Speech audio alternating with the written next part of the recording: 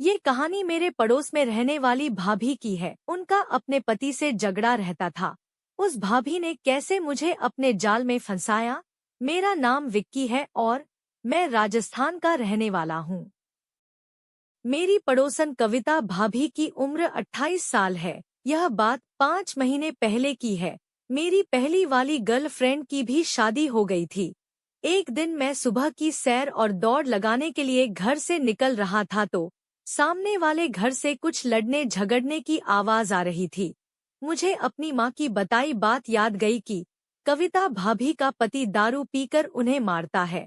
उस टाइम मैंने इतना ध्यान नहीं दिया और पास के एक मैदान में टहलने चला गया। जब मैं 1 घंटे बाद वापस आ रहा था तो कविता भाभी का पति घर से निकल रहा था। मैं उसे देखकर कुछ नहीं बोला और अपने घर में आ गया। फिर 1 घंटा बाद नहा धोकर कॉलेज चला गया। कॉलेज से शाम को 4 बजे घर आया तो कविता भाभी हमारे घर आई हुई थी। मेरी मम्मी और भाभी जी आपस में बात कर रही थी। मैंने भाभी जी को नमस्ते बोला और उन्हें देखते हुए अपने रूम में चला गया। भाभी भी 10 से 15 मिनट बाद चीनी लेकर चली गईं।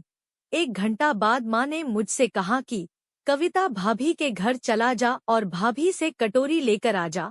मैं मूवी देख रहा था तो मेरा मन जाने का नहीं था, पर माँ के बोलने पर चला गया। पड़ोस में जाकर मैंने भाभी को आवाज लगाई तो कोई आवाज नहीं आई।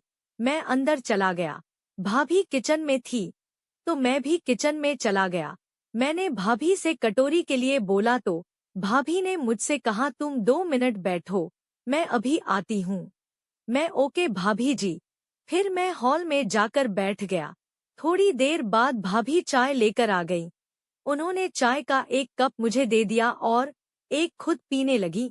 भाभी की आंखें लाल देखकर मैंने पूछा क्या हुआ, आपकी आंखें इतनी लाल कैसे हैं? पहले तो वो कुछ नहीं बोली।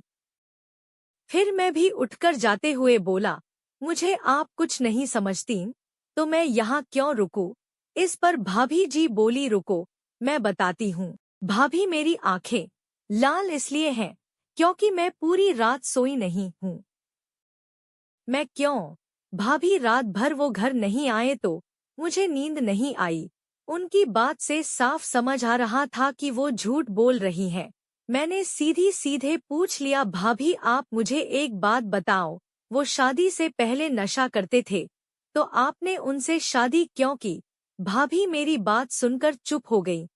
फिर भाभी धीमे से बोली नहीं, वो पहले नशा नहीं करते थे, शादी के बाद ही जुआ खेलने लगे और हारने के बाद नशा करने लग गए। इतना बोलकर भाभी जी फिर से रोने लग गईं। मैंने भाभी की पीठ पर हाथ फेरकर उनको दिलासा देकर शांत किया और कहा कि जीवन में दिक्कतें सभी को आती हैं भाभी, फर्क बस इतना सा है कि किसी को ज्यादा आती है, किसी को कम। आप हिम्मत रखिए, सब ठीक हो जाएगा। वो मेरी तरफ देखने लगी। मेरी बात सुनकर भाभी के होठों पर हल्की सी मुस्कान आ गई और वो शांत हो गई। मैंने भाभी की मुस्कान देखकर पूछा क्या हुआ भाभी, आप बड़ी जल्दी मुस्कुरा दी। भाभी बोली मुझे नहीं मालूम था कि